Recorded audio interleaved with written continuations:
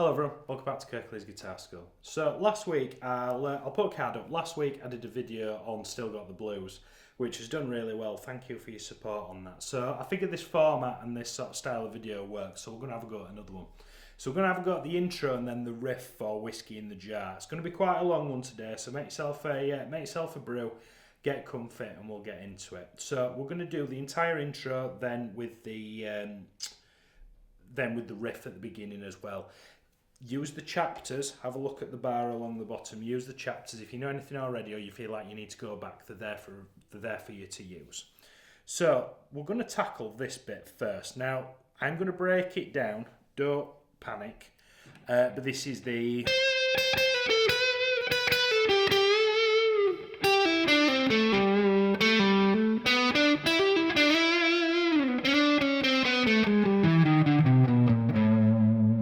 So I'm going to break this down phrase by phrase. If you want to take a screenshot of that for your future reference, I will be coming back to this at the back end of the video. So we are coming back here, but that's just what we're up against for the first section of this video. So let's have a go at the very first bit.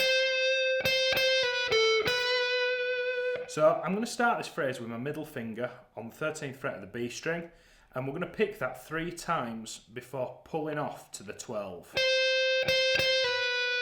Now, can you see at the start of the second bar, we've got quaver triplets, and this is kind of sticks with the sort of Irish theme that Thin Lizzy were going for in this.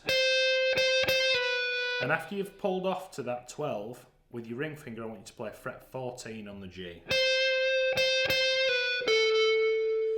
And then we're going to return to fret number 12 on the B. Alternate picking, and when you hit that 12, that is the very last note of this section, give it a little waggle.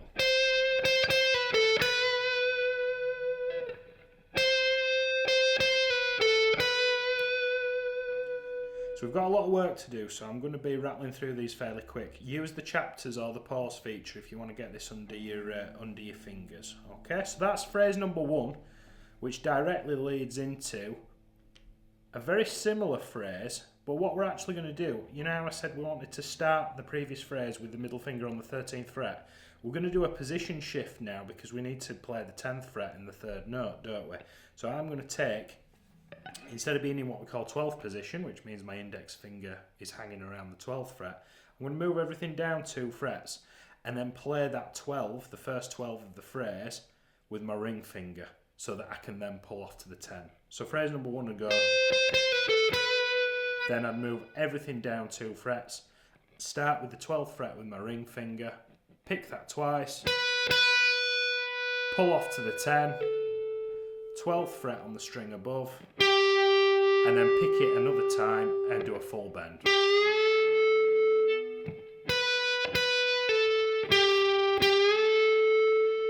And again, give it a little wobble if you need to.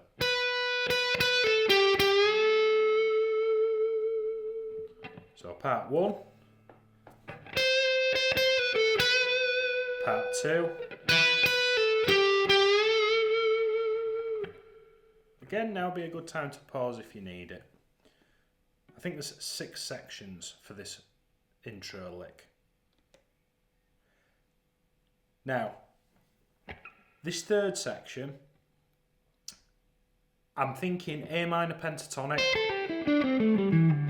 position 1, and we're going to pull off from 8 to 5, ring finger to index, 7 to 5 on the G, 7 to 5 on the D. And it's quaver triplets again, so you've got this kind of, you're trying to squeeze 6 notes into 2 whole beats. It kind of has this cool cascading effect. And again, when you hit that G note on the 5th fret of the D string, don't be afraid to give it a wobble.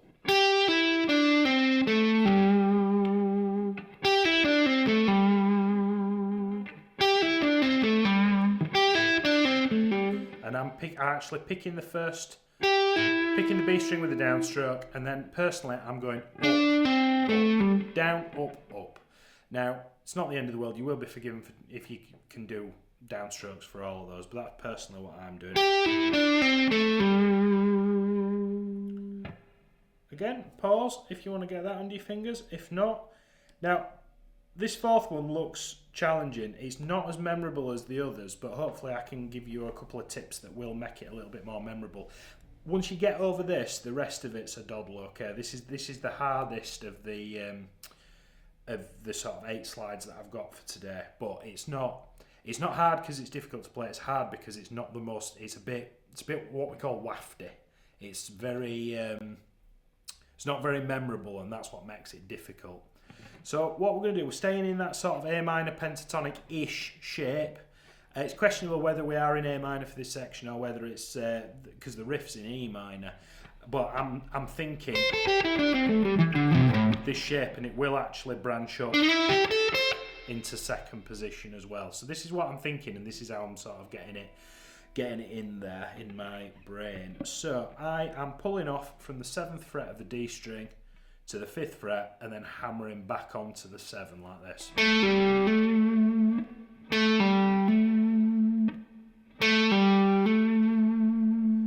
Moving into the next part, we're actually going to just briefly stretch out of position with the index finger.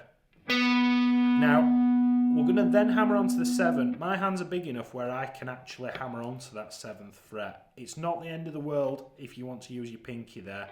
I just prefer to use my ring finger. So we're going...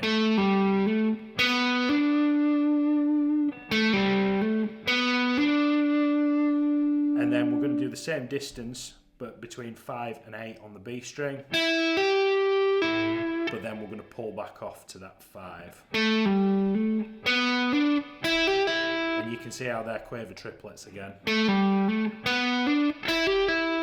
Now, you'd be forgiven for thinking this 7, if you play it with your ring finger and slide up, but personally, I think the second finger sits a lot better on that 7, the second to last note. And you're going to pick that note and then slide directly into the 9. Now you can see that there's a tie going into the next bar. You are going to sit on that 9 for a little bit, so be prepared to give it some vibrato.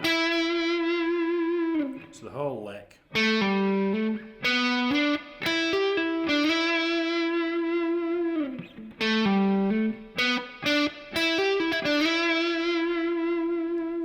And then that cascades into this chromatic lick.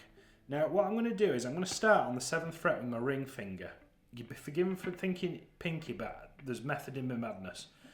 On the G, we're then going to go 7, 6, 5, and then I'm going to just take that index finger and go down to fret number 4. And all those are picked. And then on the D string, I'm going to go 7, 6, 5, so only 3 notes. 7, 6, 5 again on the string above.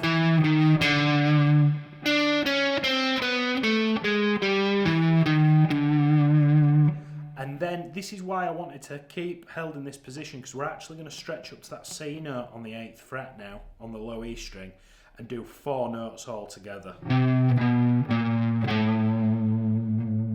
Lovely chromatic run.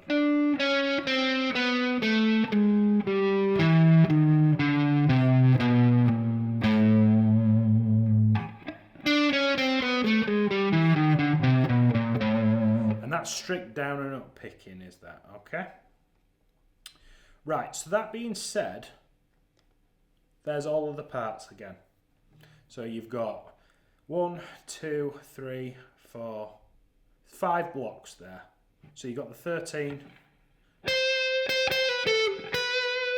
do the position shift to the 12, pull offs down the A minor pentatonic position 1, bit of meandering around there from the 7th fret, then the chromatic lick starting from the 7th fret of the G.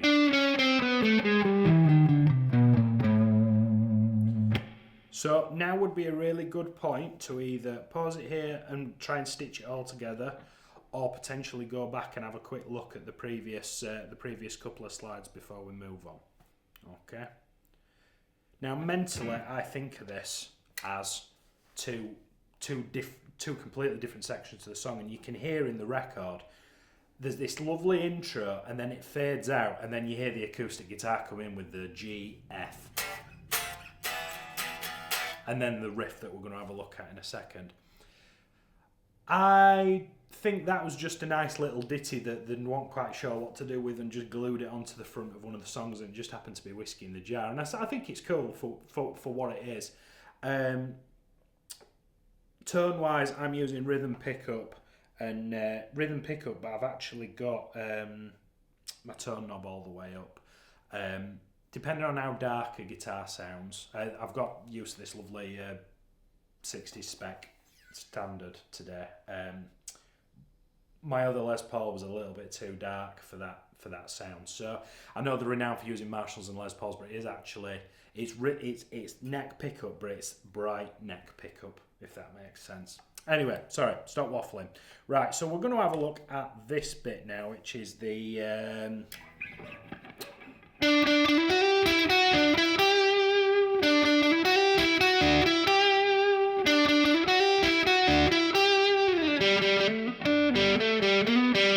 it's a bit slippery is that last bit, but point being, we are going to play the first riff 3 times, and then on the 4th time we're going to change, go down to the bottom of the neck and play a very similar sounding lick to sort of tie it all up, and then you should play that very last note, and then Phil Lynott should start singing.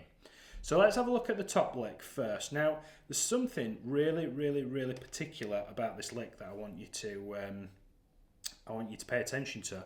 We've now got triplet semiquavers at the back end of that first bar. Now, a lot of people will miss those cheeky little hammer-ons, and it doesn't sound right, and they wonder why. And that's what it is. So what I'm going to do, I'm going to play the 7th fret of the G with a down and an up stroke with my index finger. Then I'm going to do a very, very, very quick hammer-on between 7 and 9. And then I'm going to go down a string and go 7 and 8. It's very, very quick, and it's almost like a flutter of notes.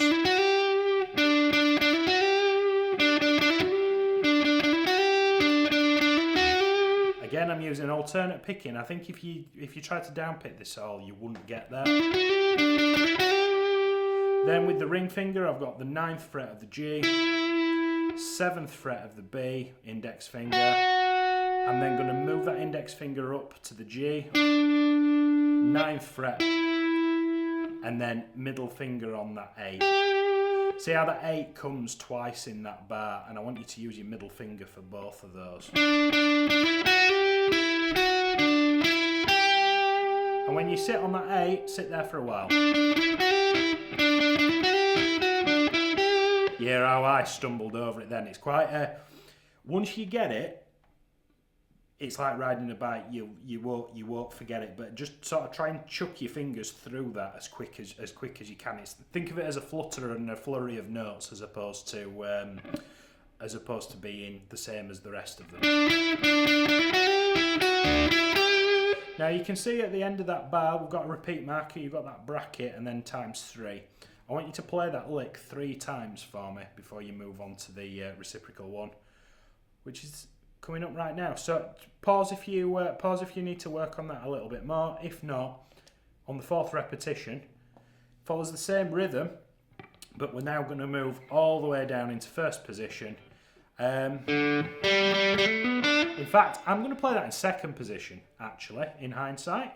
Just watching myself play it in the viewfinder of the camera, I think 2nd position is more appropriate. So you're playing open G with a down and an up, and then we're going to play 0, 2 and 4. So I'm going to play the 0, hammer onto the 2nd fret of the G with my with my index finger, and then ring finger on the 4th fret. And that's that semiquaver triplet again.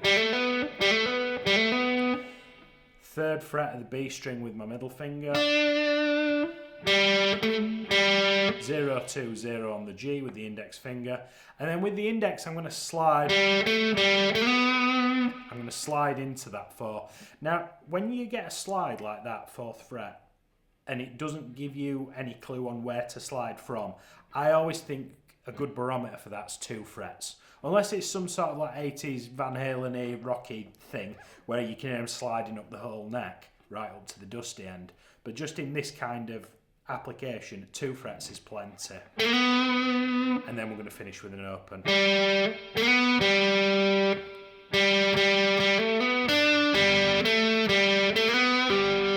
Now you can pull off to that 0. I probably would if nobody was watching me and I want under scrutiny, I would probably pull off to that, but I think on the record they're actually physically picking it.